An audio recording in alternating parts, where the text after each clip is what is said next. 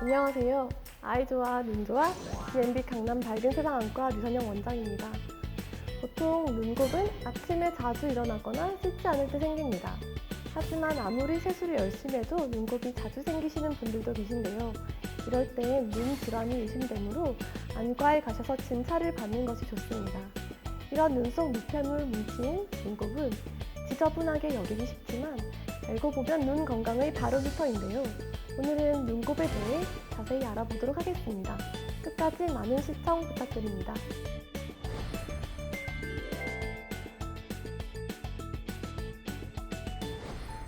눈곱은 자는 동안 눈 가장자리에 축적되는 점액, 각질, 피지와 기타 분비물의 혼합물입니다.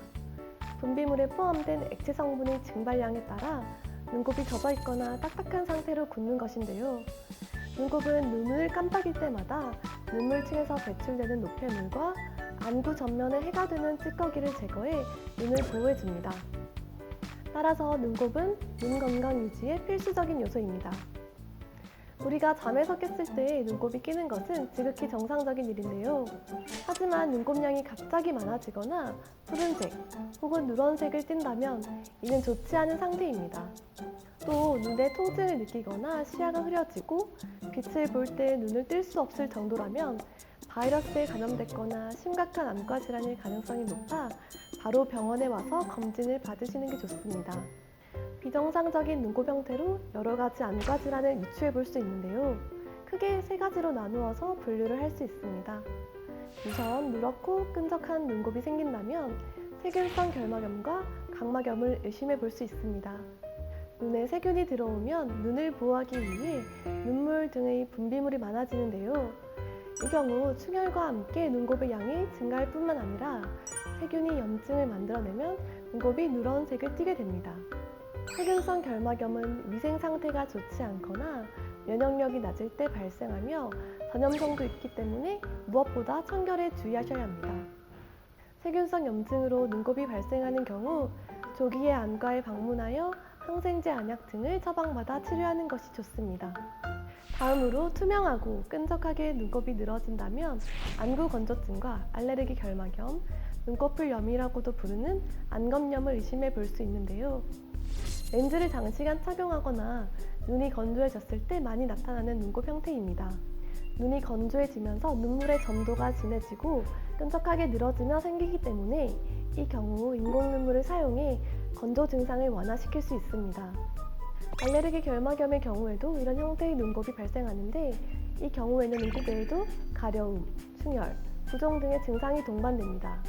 알레르기 향원을 알지 못할 경우에는 증상 완화를 위해 안과에서 적절한 약물 치료를 받으시기를 권해드립니다. 안검염은 눈꺼풀 및 속눈썹 부위에 생기는 염증성 질환으로 속눈썹 무당에 염증이 생기거나 마이봄샘이라고 불리는 피지샘에 문제가 생기며 발생합니다. 안검염이 생기면 눈꺼풀 가장자리가 빨개지면서 자극과 가려움증, 이물감 등이 동반됩니다. 안검염이 발생했을 경우 먹는 약이나 안약을 처방하는 경우도 있지만 대부분의 경우에는 따뜻한 찜질을 권해드립니다.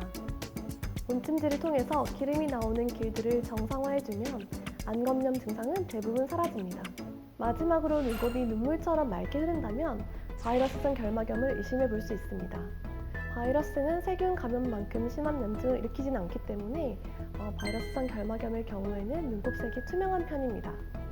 바이러스성 결막염은 전염성이 매우 강한 질환이기 때문에 타인과의 접촉을 피하고 개인용품도 따로 써야 합니다. 보통 2주 내에 자연 치유되지만 혹시 모를 각막 상피와 혼탁 후유증을 막기 위해서 안과에 방문하여 적절한 치료를 받으시기를 권해드립니다.